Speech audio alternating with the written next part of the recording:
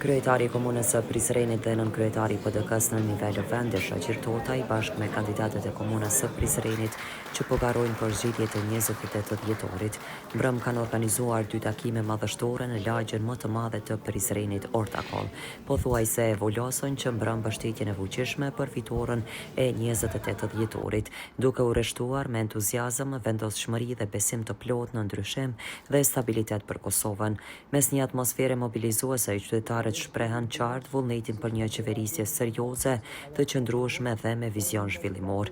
Me përkrahjen e qytetarëve dhe lidershipin e Bedri Hamzës, kryeministrit të ardhshëm, po ndërtohet rruga e sigurt drejt një Kosove më të fortë, më të drejtë dhe me perspektivë për të gjithë. Kryetari Totaj së pari ka folur për gjendjen kaotike që po kalon Kosova e Prizreni, sa i përket energjisë elektrike dhe të tjera. Pastaj ka folur edhe kandidatët që i ka Prizreni në këtë zgjidhje. Janë profesioneve të ndryshme, me background ndryshëm, se cilin fazat ndryshme ka dhonë kontribut ndryshëm, po ajo që i bashkon kretë këta është vendosmëria edhe mos hezitimi për me u kyç. Pikërisht sepse shokët e mi janë në Hagë, kam shpresu që të paktën do të bëjnë diçka për ta atje. Asnjë veprim. Nuk i ardmarrëm, nuk i artur, me thoni kam dhënë 36 milion për avokate, edhe për biletat të avionit. Shokët tonë e mbrojnë vlerat e luftës atje, e mbrojnë autoritet, e mbrojnë qytetërinë tonë që jemi sot këtu. Fund vet dhe kemi kërkesën e fundit edhe për një mundësi, për një mbështetje ashtu siç na keni mbështetur gjatë gjithë kohës, ta mbështetni bashkë me mesht familjarët e juaj, shoqërinë e juaj, numrin 130 dhe listën e kandidatëve nga Prizreni. Besoj që këto janë zgjedhjet më të rëndësishme pas vitit 2007, kur është dashur të ardhë PDK-ja në qeveri, me shpallë Kosovën shtet pavarur dhe sovran në krye atëherë me kryeministrin Hashim Thaçi, pastaj për me bëni qeveri e cila ndërton rrugë, kanalizime, autostrada, shkolla, ambulanca, rrit rroga, adreson problemet që i ka pas Kosova. 5 vitet e fundit kemi pa të gjithë që çdo ditë më tepër jeta në familjet tona po randohet. Çmimet janë duke u ngritur, paga ka mbet aty ku është dhe është një ekzistencë shumë e vështirë për qytetarët e Kosovës. Sa i lumtur, ndihem edhe i emocionuar që jam përpara jush, po du t'ju falenderoj se nuk i dija kam pas rastin, t'ju falenderoj për gjitha të vota të konsiderueshme që më keni dhënë në zgjedhjen e 9 shkurtit.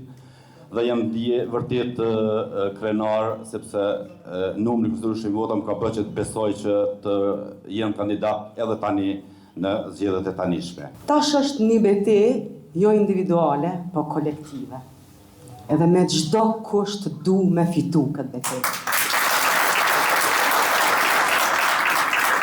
Këto janë vetëm ndihma sociale. Del në për tupime dhe thotë se unë do t'i ndihmoj, por nuk po më lanë këta. Po kush këta? Ne nuk jemi në pushtet.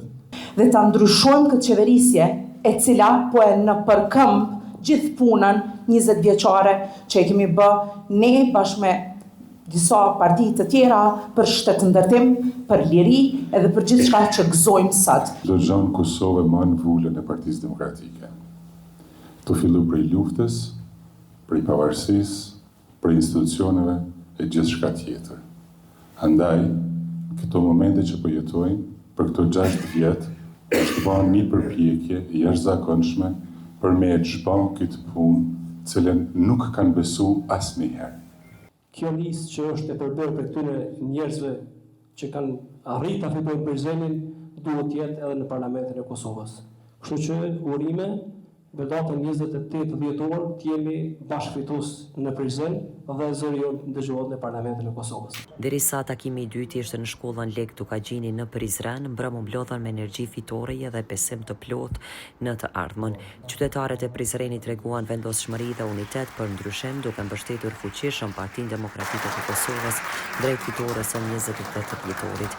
Me misione vizion të qartë, përvojë dhe përgjegjësi shtetërore, Bedri Hamza, kryeministri i ardhshëm, përfaqëson garancinë për zhvillim, stabilitet dhe mirëqenie për të gjithë qytetarët, u tha në këtë takim, derisa kandidatët kanë shpalosur edhe pjesë të qëndrimeve të tyre se ata nëse do të jenë pjesë e parlamentit do të jenë edhe zëri i fuqishëm i Prizrenit në parlament.